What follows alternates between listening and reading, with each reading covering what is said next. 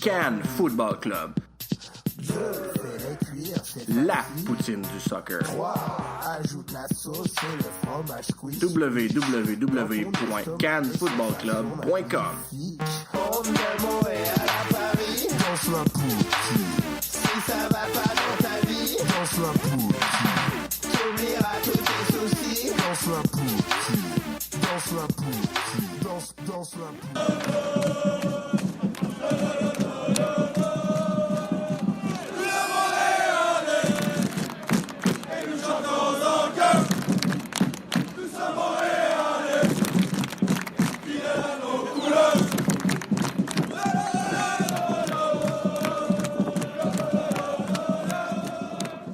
Bonjour à tous, je suis Julien Tardif et je vous souhaite la bienvenue au podcast Le Match en main, épisode 4. Aujourd'hui, le 1er août, j'ai envie de faire un petit spécial le Mercato. On est déjà à presque 10 jours de la fin du Mercato, ça fait un mois qu'il est commencé. Et bon, du côté de l'Impact de Montréal, il y a encore énormément d'incertitudes. Il y a évidemment la saga de Jimmy Briand qui a fait beaucoup parler. Vous aurez remarqué peut-être, si certains me suivent, que j'ai pas encore réellement commenté ce cas-là dans un article Dans les coulisses. Il y a un autre chroniqueur hockey qui l'a fait à ma place avec plus ou moins de succès.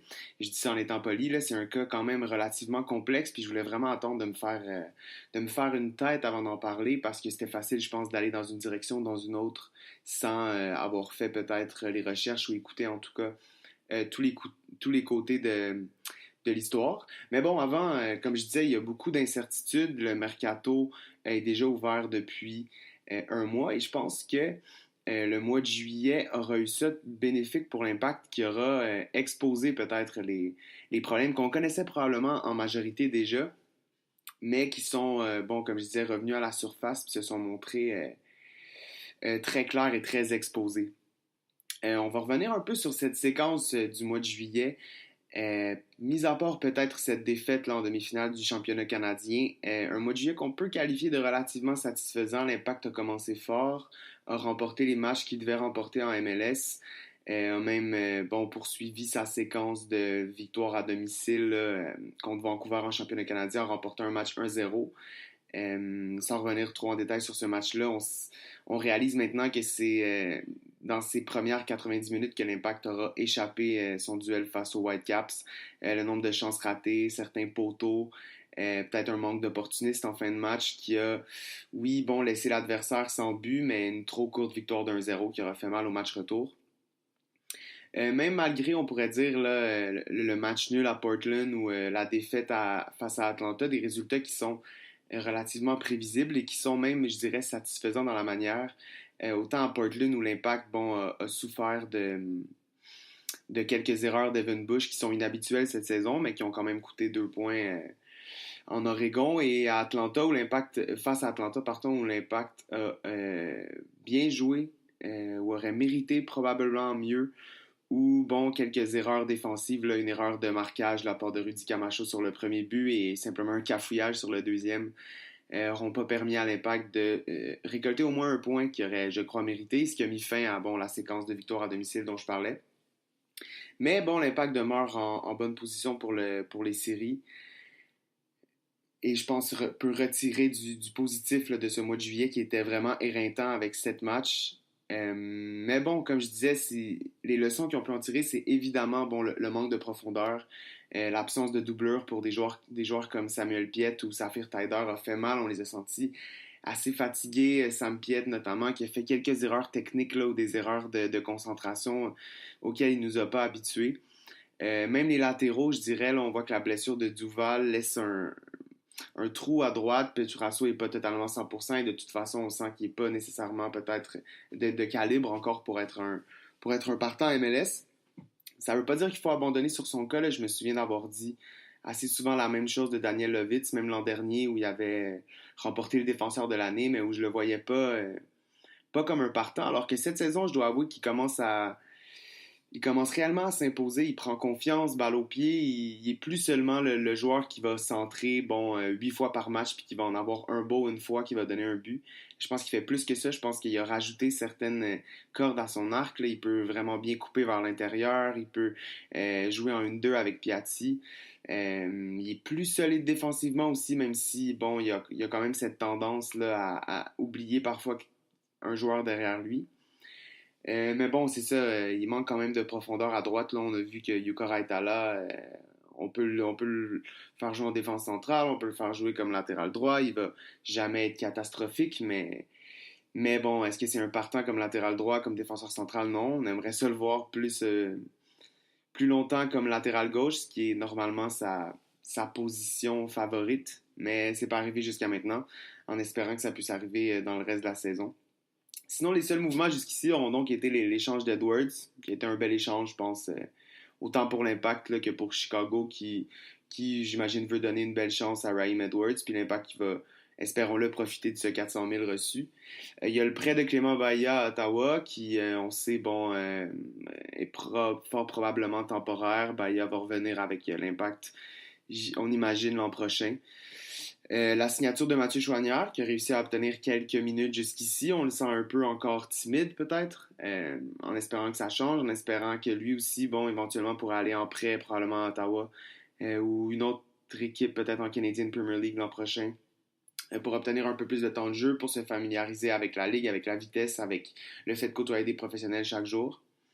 Sinon, on a des changements intra-effectifs, c'est-à-dire il y a le retour de Kyle Fisher, qu'on attend, qui serait même possible là, dès le week-end prochain face à DC United. Ça commence à faire longtemps pour Fisher, puis on oublie un peu ce qu'il nous a donné avant, puis surtout ce qu'il va pouvoir nous donner. Où sa place dans l'effectif, c'est moins clair. Il va avoir besoin de temps en fait pour retrouver ses repères, pour redevenir efficace. Il reste que Kyle Fisher va être un joueur important, c'est sûr, pour l'Impact, au sens où, avec 4 défenseurs centraux internationaux actuellement, le fait que Kyle Fisher soit un Américain et qu'il ne compte pas comme un international va être bénéfique à Rémi Garde. Ce qui nous amène aussi au retour prochain de Zakaria Diallo, qui devrait reprendre l'entraînement avec l'équipe d'ici la fin de la semaine, puis on dit dans les 2 prochaines semaines peut-être réintégrer l'alignement. Au-delà du problème de place internationale que ça va causer, le niveau de Diallo, on l'a oublié déjà, là, il avait été assez bon en match pré-saison. Mais encore là, Raheem Edwards, Jason Vargas, Pedrasso avaient été également très très bons en match pré-saison, donc on en prend, on en laisse. Je pense quand même que Diallo avait été amené par Rémi Garde en connaissance de cause. C'était pas un gamble, c'était un joueur dont on sait ce qu'il peut donner. Peut-être un profil un peu semblable à Fanny, qui se gêne pas pour faire cette première passe qui brise des lignes. Bon de la tête, bon défensivement, reste debout, comparé à un certain Laurent Simon là, qu'on oublie presque déjà à Montréal. Donc, où la place de Diallo?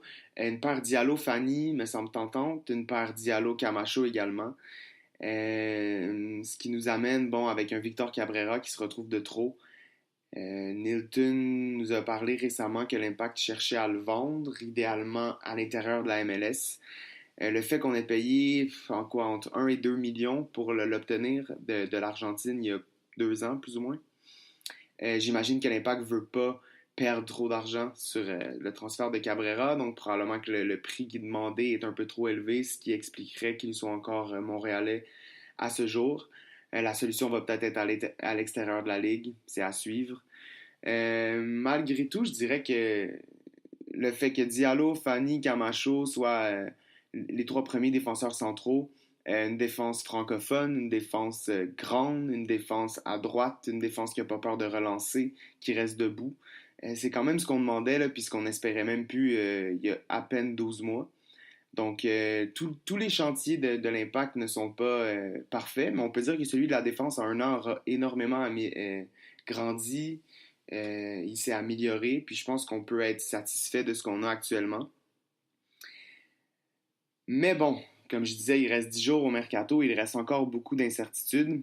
Ça nous amène au cas, donc, Jimmy Briand.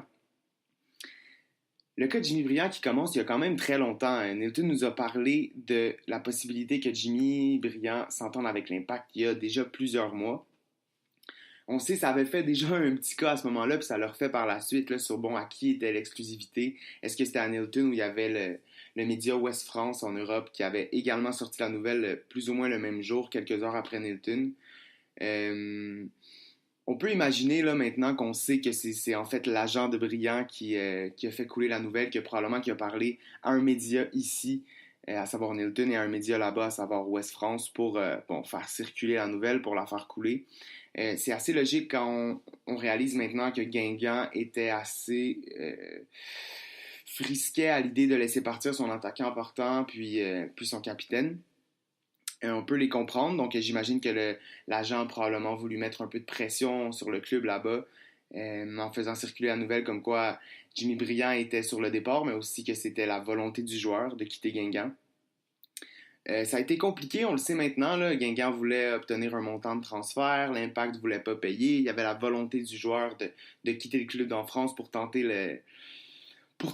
l'aventure MLS, oui, mais beaucoup l'aventure montréalaise, ça se sait maintenant, l'aventure francophone, la possibilité d'amener la famille pour, 2 ans et demi. Donc, après ma barre, on peut penser que c'est un move relativement normal pour un agent de parler aux journalistes pour mettre une certaine pression. On se souvient que Balou l'avait fait, les agents de Balou l'avaient fait ici, puis c'est quelque chose qu'on voit assez souvent là-bas. Après, le reste du travail de cet agent-là fait un peu amateur. Là. Il y en a qui ont fait la recherche très claire sur Twitter. On le voit que depuis plusieurs mois, il interagit sur Twitter avec tout ce qui touche le hashtag IMFC, puis particulièrement tous les messages qui demandaient un nouvel attaquant à Montréal, qui, chialait sur les ratés de Matteo Mancuso et d'Anthony Jackson-Hamel. On a l'impression que peut-être même l'agent en question, qui, faisait partie autrefois d'une agence reconnue, qui a fait faillite, qui a fermé les portes, et lui est reparti sous le même nom, mais sans être réellement enregistré. Il y a quelques autres clients en Europe, voire même un en MLS, mais tout ça est relativement nébuleux. Ça nous donne une idée peut-être du personnage. Là. Puis on a l'impression que lui a vraiment vu la situation comme quoi les partisans de l'Impact via les médias sociaux étaient désespérés de recevoir un nouvel attaquant. Puis probablement que c'est là que lui, en voyant ce lien-là avec Jimmy Briand, a peut-être pris un peu trop la confiance, c'est-à-dire qu'il s'est mis dans la tête que l'Impact avait tellement besoin de Jimmy Briand que l'agent en tant que tel avait le gros bout du bâton, c'est-à-dire qu'il pouvait commencer à peut-être demander un peu plus, à allonger les négociations, ce qui a probablement mené à la saga qu'on connaît aujourd'hui. Donc, c'est pas la première fois là, qu'il y a un agent qui se montre trop gourmand, qui décide de rajouter certains termes. On peut imaginer que c'est encore une fois le cas ici. Ce fameux package qui aurait fait dérouiller le tout, il faut avouer que c'est un peu difficile à croire. Là. Ça a été dit plusieurs fois, mais un package comme ça de payer l'appartement, payer la voiture, payer la scolarité des enfants, c'est pas quelque chose qui est inhabituel. C'est quelque chose que l'Impact fait souvent. Il y a beaucoup de joueurs qui habitent dans le même rayon, pas si loin du stade, qui ont des appartements fournis, etc. Donc c'est pas quelque chose que l'Impact se rebute réellement à faire. D'ailleurs, le fait que ça n'ait pas été inclus au contrat, c'est vraiment un move comptable pour pouvoir donner un salaire qui était satisfaisant pour Jimmy Briand sans avoir à le mettre joueur désigné. Un move comptable parce que, on sait que la Ligue impose une taxe aux équipes qui utilisent leurs 3 spots de joueurs désignés, au sens où les équipes qui ne l'utilisent pas reçoivent de l'argent des autres, etc. Une espèce de redistribution de la richesse. On comprend que l'Impact, même s'il dépense, a besoin de cet argent-là, ou en tout cas, autant que possible, s'ils ne vont pas chercher un joueur de 3-4 millions comme Nacho Piatti, vont essayer de le garder sous la barre des joueurs désignés. C'est assez logique, donc je pense pas qu'il y ait quelque chose qu'on peut leur reprocher là. Après, est-ce que le fait que le package n'ait pas été inclus dans le contrat a fait douter de Jimmy Briand? Briand, peut-être. J'ai tendance à en douter. J'ai l'impression qu'encore une fois, ça revient à son agent qui a voulu être gourmand un peu. Est-ce que les doléances publiques de Laurent Simon, comme quoi, d'une part, le fait que la médication de sa fille qui était autiste, rappelons-le, que ça avait été compliqué, là, selon les termes entendus avec l'Impact, de bien payer tout. Est-ce que ça a peut-être joué un rôle, ça a peut-être brisé une relation de confiance que l'Impact aurait pu créer sinon. D'une même chose, là, tout le bruit qu'a fait Laurent Simon en quittant Montréal en disant qu'il savait même pas qu'il pouvait être échangé, puis que ça l'a déçu, puis qu'il aurait aimé être consulté. Est-ce que l'agent en question a vu ça, puis a voulu protéger son client? C'est possible. C'est possible. Quoique, je doute pas que ce genre de package-là, qu'on estime à quoi, 300 000 $ ou euros, je sais plus, je doute pas que l'Impact aurait respecté. J'ai l'impression qu'on a affaire ici à un agent qui a joué un coup de dé à la toute fin puis qui a raté. Puis en ce sens, on en a vu plusieurs qui ont voulu jeter le blâme sur Joey Saputo, qui le présente un peu, bon, c'est à la mode là, quand l'équipe n'a pas l'effectif qu'on voudrait, de dire que Joey Saputo dépense pas, mais c'est pas vrai, on le voit cette saison. C'était vrai par les années passées, mais cette saison, c'est de moins en moins vrai. Je pense que Joey Saputo investit dans son équipe, il est dans la moyenne de la ligue, je dirais, là, en termes de salaire dépensé. Il a toujours été frileux dans sa dépense en termes de transfert. On peut le comprendre, c'est assez logique. S'il réussit à ne pas avoir à payer de transfert, pourquoi pas, on peut le comprendre. Mais je pense que le fait qu'il paye un joueur comme Mancuso 700 000, ça montre que oui, il peut dépenser mal, mais qu'il dépense quand même. Puis surtout, en fait, la signature de Rémi Garde, le fait qu'il ait pu amener tout son staff avec lui, qui est relativement les coups des franches. Je pense que ça démontre là, que Joey Saputo veut dépenser probablement plus intelligemment, dépense mal parfois, mais qui veut dépenser. Donc de dire que ce deal-là aurait été complètement jeté à la poubelle pour 300 000 $, c'est un peu difficile à croire. Je pense qu'après, Joey Saputo reste l'homme qu'il est, un homme fier, un homme de principe. Il a probablement pas aimé ce revirement de situation à la dernière minute, surtout pour un deal qui se travaillait depuis déjà tellement longtemps, on l'a vu, on le sait maintenant. Je pense que ça a été instinctif pour lui de voir que quand ça commençait à niaiser un peu dans les dernières secondes, de mettre la clé sous la porte puis de dire bon, ben c'est fini, Jimmy Briand, on passe à un prochain appel. Je pense que ça a été une décision facile pour lui, puis je pense qu'il referait la même actuellement. Je pense que la donnée qui vient changer un peu le tout, c'est ce qu'on a vu qui est sorti surtout via l'Europe puis qui n'a pas été confirmé encore ici, mais qui semble quand même logique, c'est que la fameuse clause de 300 000 $, 300 000 euros que l'Impact devait payer à Guingamp pour libérer Jimmy Briand, ce 300 000 $-là, l'Impact devrait toujours le payer à Guingamp, peu importe que Jimmy Briand ne vienne ou pas. Je pense que ça a peut-être aidé à relancer les négociations. On entend ces jours-ci que les négociations seraient recommencées. Surtout, on sait que Jimmy Briand n'a pas réellement d'autres options. Une clause de son contrat avec Guingamp l'empêche de s'entendre avec une autre équipe de Ligue 1. Ses droits en MLS appartiennent à l'Impact et on sait que l'Impact, dans la situation actuelle, ne les céderait pas pour rien. Est-ce qu'une autre équipe va être prête à négocier avec l'Impact pour acheter ces droits-là? Ça reste à voir. L'idée de Briand principale aussi était de tenter l'aventure montréalaise compte tenu de la langue française puis de la possibilité pour ses enfants d'étudier ici, ce qui n'est pas nécessairement vrai partout en MLS, peut-être ailleurs au Canada, peut-être dans les grandes villes, mais bon, ça reste une minorité. Je pense que ce 300 000-là qui doit être payé, cette absence d'option pour Jimmy Briand a un peu poussé les deux clans là, dans les derniers jours à recommencer les contacts. On a aussi fait un grand cas des paroles de Rémi Garde qui a dit qu'il n'abandonnerait pas. Certains ont vu là un appel à son président. C'est un peu gros. Je vous invite d'ailleurs à réécouter là, exactement ce que Rémi Garde a dit en conférence de presse cette semaine.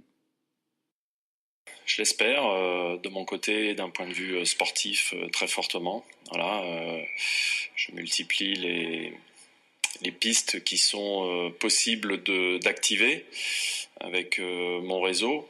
Après, voilà, parfois c'est pas suffisant. Voilà, sur le dossier de Jimmy, voilà, c'est assez contrariant pour moi l'issue de ce dossier, mais bon, c'est comme ça on peut pas changer les choses, donc j'espère qu'on aura d'autres possibilités. Il y a plus qu'un espoir, oui. J'ai fait ce que je pouvais.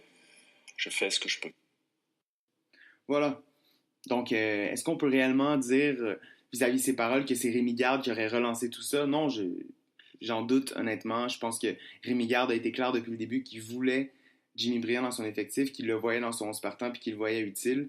Après, je suis sûr qu'il a dit à son président son mécontentement de voir comment cette saga-là s'était finie. Mais je pense qu'il y a beaucoup d'autres facteurs qui sont entrés en jeu que simplement cette déclaration de garde-là qui tout d'un coup aurait ramené les deux parties à recommencer la négociation.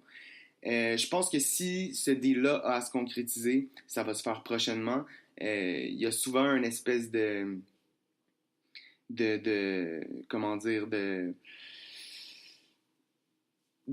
de négociation pendant le match des étoiles. En fait, la MLS veut surtout que tout le spotlight, toutes les nouvelles tournent autour de son match des étoiles là, qui avait lieu ce soir, vous le savez. Donc, moi, je pense que d'ici le week-end, là, probablement même avant ou tout juste après le match face à DC United, on devrait avoir des nouvelles du côté de Jimmy Brillant. Est-ce que, finalement, il va trouver un fameux terrain d'entente avec Joey Saputo? Est-ce que les deux clans pourront enterrer la hache de guerre? Est-ce que Jimmy Brillant pourra contrôler son agent?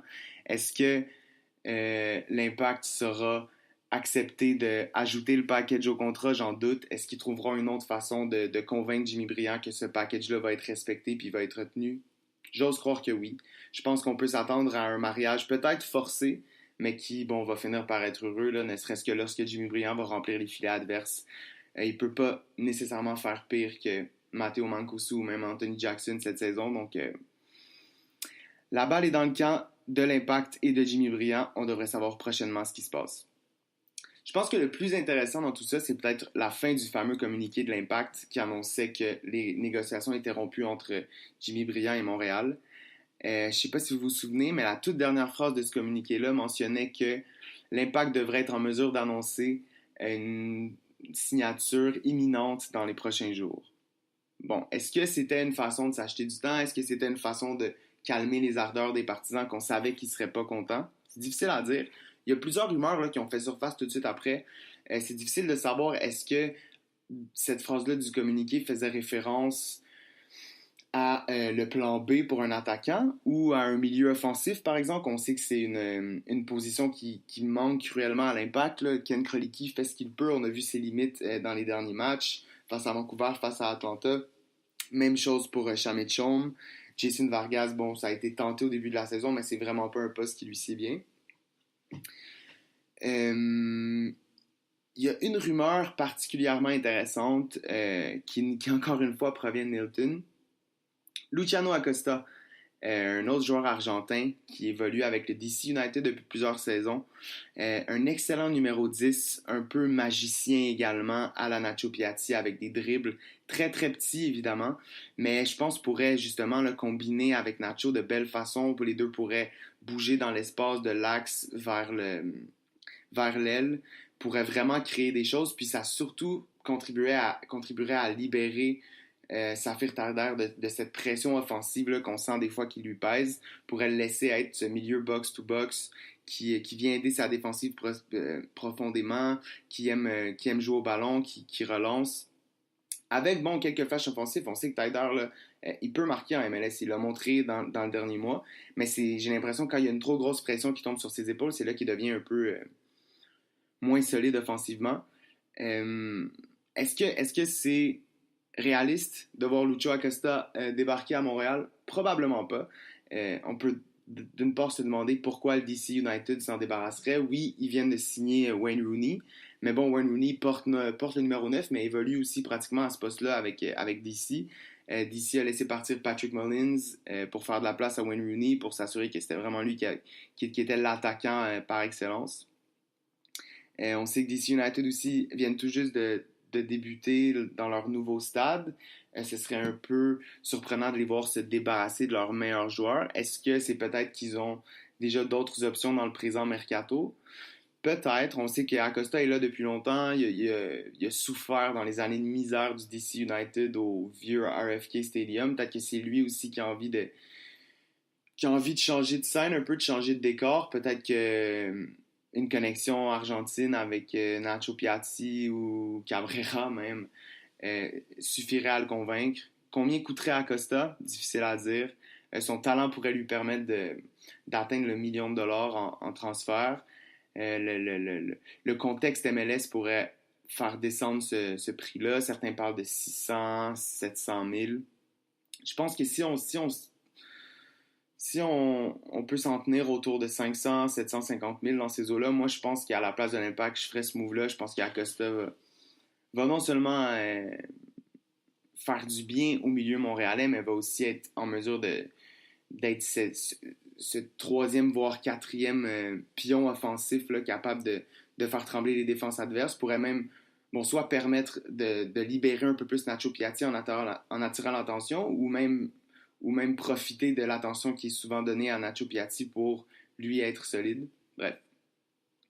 Au lieu de Lucho Acosta, là, qui, je le rappelle, une rumeur encore assez jeune, c'est-à-dire on n'a pas eu beaucoup de rapports comme quoi ce serait possible. Il y a Fernando Adi, beaucoup en ont parlé récemment. C'est une rumeur qui a vraiment fait surface tout de suite après le cas de Jimmy Briand. On a d'abord cru que l'Impact était dans la course pour obtenir ses services, mais Fernando Adi a été transféré au FC Cincinnati, qui va rejoindre la MLS l'an prochain. Certains ont alors parlé là, d'un prêt de Cincinnati vers Montréal pour le reste de la saison, avant que Adi retourne à Cincinnati pour l'entrée en MLS l'an prochain.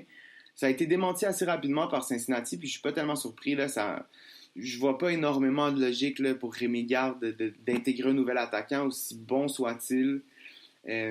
Pourquoi 6 mois pour lui faire apprendre un système de jeu, pour créer des liens avec Nacho, avec Silva, pour le voir quitter, puis voir même jouer contre l'Impact dans quelques mois. C'est pas quelque chose d'énormément logique. Puis je pense que Rémi Garde l'a montré plusieurs fois. Il pense à plus long terme. Il veut un joueur qui va arriver dans ce mercato, qui va être là l'an prochain, voire dans 2 ans, puis qui va contribuer à l'équipe, puis créer, puis contribuer à créer, puis à maintenir ce système de jeu, ces idées de jeu qu'on voit déjà se développer là, dans cette saison 2018. Donc Fernando a dit l'acheter, peut-être, ça aurait pu être une opportunité, je pense intéressante pour l'Impact, mais en prêt pour 6 mois, non, c'est pas totalement logique. Puis je pense que le fait que les négociations reprennent avec le clan brillant nous ont fait oublier directement là, le cas Fernando a dit. L'autre rumeur dont je voulais parler, qui est probablement, selon moi, une des plus intéressantes également, c'est l'Équatorien Ener Valencia, qui joue avec Tigres en Ligue mexicaine. C'est une rumeur qui date quand même de plusieurs mois. Il a été lié avec la MLS, d'abord, ensuite avec l'Impact. Peut-être, parce qu'on sait que l'Impact a besoin d'un attaquant. Valencia a ça d'intéressant, qui est relativement jeune, encore à 28 ans. Il est en Ligue mexicaine depuis seulement un peu plus d'1 an. Mais déjà, on parle de lui comme un des meilleurs attaquants. Et je me souviens, moi, d'avoir suivi un peu l'épopée des Tigres en Ligue des Champions, notamment le duel face à Toronto, où Valencia m'avait probablement plus impressionné qu'André-Pierre Gignac, là, qui fait beaucoup parler aussi en Ligue mexicaine. Valencia, c'est vraiment un dribbleur. Il n'est pas si grand, lui non plus, mais il y a quand même cette espèce d'esprit de marqueur qu'on retrouve, par exemple, chez un joueur comme Joseph Martinez en MLS. Là, je dis pas que c'est le même genre de joueur, pas du tout. Mais Valencia a cette capacité-là à trouver le petit espace pour mettre le ballon au fond du but. C'est un profil intéressant aussi au sens où, avant son arrivée avec les Tigres, il appartenait à West Ham, il a joué avec Everton, donc il a connu la Premier League anglaise, ce qui est probablement une des meilleures ligues au monde.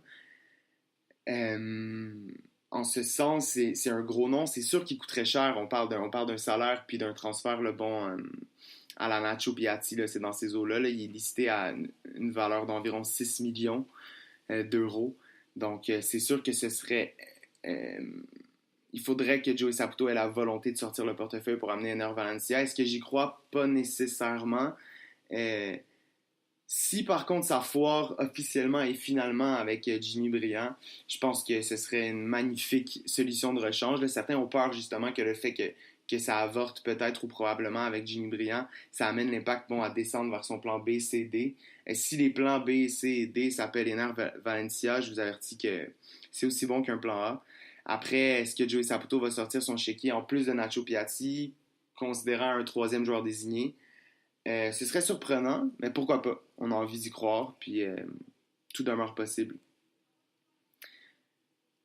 Donc voilà, c'est pas mal de ce côté-là. Je pense qu'il faut s'y attendre là, pour le mercato de l'Impact. Ça va venir vite. Vous allez voir, le 10 août déjà approche à grands pas. On espère que le cas de Jimmy Briand va se régler en fin de semaine. On espère aussi entendre l'arrivée d'un milieu là, dans les prochains jours avant la fermeture de ce mercato.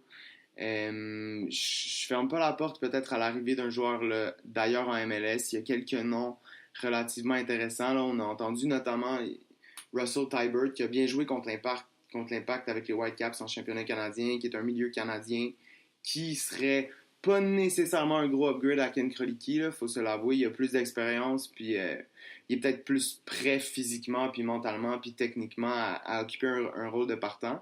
Mais on sent qu'il plafonne peut-être déjà. Donc, si c'est pour aller chercher un joueur comme ça, est-ce que l'Impact n'est pas mieux de conserver Krolicki, conserver Choinière, conserver Shomi, leur donner des minutes, puis croiser les doigts pour faire les séries, pour survivre en série, puis espérer avoir mieux pour l'an prochain. Ce qui est un peu dommage, là, si c'est ce cas-là, c'est que l'Impact nous a répété durant l'hiver que l'équipe cherchait surtout à construire au mercato d'été, où les clubs européens sont à l'entre-saison, où il y a plus de joueurs en fin de contrat, où c'est plus facile d'attirer des joueurs. Est-ce que c'est un constat d'échec? Est-ce qu'on fait Est-ce qu'on en fait un plat trop tôt à 10 jours? Est-ce que l'Impact a plusieurs options sur la table puis attend des réponses là, définitives de certains avant de signer des contrats? J'ose croire que oui. J'ose croire que moi, à l'heure actuelle, on doit s'attendre à au moins 2 autres signatures de l'Impact. Je pense que s'il n'y a pas 2 autres joueurs qui intègrent l'alignement, on pourra parler d'une certaine déception là, compte tenu de ce qui nous a été dit en prévision de ce mercato d'été. Donc, les 10 prochains jours s'annoncent d'être très, très, très intéressants pour l'Impact. Il y a évidemment le match face à DC United qui ne sera pas une proie facile puis qui, au terme des points par match, est plus ou moins égal avec l'Impact s'ils ne sont pas même devant actuellement. On sait que le DC United a beaucoup de matchs en main, pour ne pas faire de mauvais jeux de mots avec le nom de mon podcast, considérant le fait qu'ils attendaient leur nouveau stade. S'ils réussissent à gagner tous ces matchs-là, ils vont revenir dans la course, mais je parierais pas ma maison là-dessus si j'avais une maison. Sinon, en rafale, pour la fin, j'ai envie de parler un peu de Alphonso Davies qui représente réellement le plus bel espoir du foot canadien depuis longtemps. Là. Après la nouvelle de la Coupe du Monde en 2026, je pense que le fait qu'Alphonso Davies ait été transféré au Bayern Munich est vraiment, vraiment une grande nouvelle pour le foot canadien. Surtout, oui, on a parlé là, de Balou qui est acheté par le Barça B, mais le Barça, puis Alex puis Michael pourront me corriger, mais le Barça a quand même plus cette réputation-là ou cette habitude là, d'acheter des joueurs à gauche à droite, de les amener dans ses clubs réserves, puis certains fonctionnent moins, certains vont être condamnés à rester au Barça B assez longtemps, puis etc. Parce que le Bayern, c'est plutôt rare qu'ils vont acheter des joueurs. S'ils achètent un joueur comme Alphonso Davies, c'est qu'ils ont vraiment la volonté ou l'objectif de le voir un jour évoluer en équipe première. Ça sera pas tout de suite, puis même s'il va rejoindre l'équipe allemande le 1er janvier, il ne faut pas s'attendre à le voir dans l'effectif de l'équipe première tout de suite. Il risque fortement d'être prêté. Idéalement ailleurs en Bundesliga, ce serait incroyable. Sinon peut-être en Bundesliga 2 ou dans une ligue scandinave. Ce qui est quand même un excellent signe par contre, c'est que, on parle beaucoup de ce fait-là là, que Alphonso Davies se fait acheter comme ça puis doivent retourner avec Vancouver puis terminer la saison avec eux. C'est un peu compliqué puis on peut se demander... il y a quand même beaucoup de choses à prouver. Là. Tout d'un coup, il devient un joueur qui appartient au Bayern Munich puis qui évolue en MLS. Puis je pense qu'il nous a montré le week-end dernier à quel point Davies mange la pression, puis l'accepte, puis la prend à bras ouverts. Là. Il a fait une magnifique performance de 2 buts, 2 passes. Puis pas juste deux passes MLS, là, de belles passes. Puis ces 2 buts étaient magistraux en fait. Donc je pense que c'est une superbe façon de réagir à la pression, puis ça nous en apprend beaucoup sur le caractère du joueur. C'est un magnifique espoir pour le foot canadien, là, puis je pense qu'avec lui, avec des joueurs comme Liam Miller, qui est encore dans l'académie de Liverpool, mais qui devrait probablement être prêté ailleurs en Angleterre cette saison, avec le Émile Legault, défenseur latéral droit québécois, qui a passé proche de joindre à l'Impact, mais qui finalement va rejoindre le Celtic Glasgow en Ligue écossaise, si je ne m'abuse, un des clubs les plus anciens et prestigieux, voire d'Europe. Une super belle nouvelle pour le foot canadien et québécois. Avec Balou Tabla qui, n'a pas encore commit avec l'équipe ivoirienne. Est-ce que Est-ce que le Canada a encore des chances dans son cas? C'est difficile à dire, là.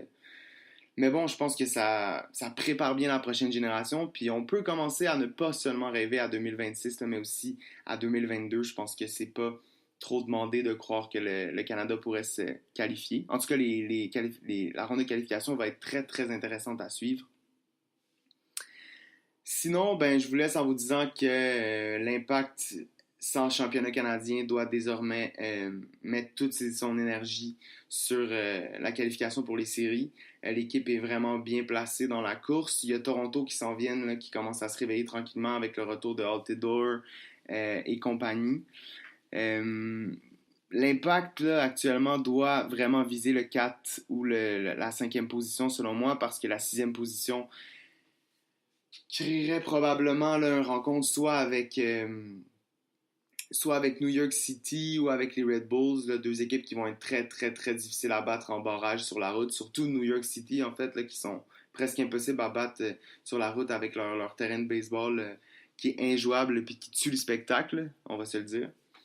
Donc, il faudrait viser les 4 et 5e places pour, idéalement même la 4e pour un match de barrage à la maison. Sinon, la 5e contre peut-être Columbus, une équipe qui est battable, puis qui sait, on sait, va avoir le moral un peu à terre probablement avec le déménagement qui se fait imminent. Je pense qu'il y a quand même malgré tout des leçons à retenir pour 2019 pour le championnat canadien. J'espère que Rémi Garde a vu comment ça tient à cœur à beaucoup, beaucoup de partisans de l'Impact de Montréal. Les Ultras l'ont bien démontré samedi dernier avec une bannière. Il faut de la profondeur pour s'imposer en championnat canadien qui arrive toujours en juillet, qui arrive toujours au milieu d'une séquence éreintante avec le match des étoiles, avec des matchs qui se suivent en milieu de semaine, en fin de semaine. Il faut une profondeur ne serait-ce que pour être capable de suivre le rythme en MLS parallèlement au championnat canadien. La finale va s'amorcer là, la semaine prochaine avec Toronto contre Vancouver. L'Impact n'y sera pas, encore une fois. Il faut espérer qu'il y a une leçon qui va être retenue pour 2019, puis qu'on va peut-être même en avoir certaines bribes dans les 10 prochains jours avec la signature de 1 ou 2 joueurs. Pourquoi pas Jimmy Brillant? Allez, merci tout le monde, on reconnecte bientôt. Salut!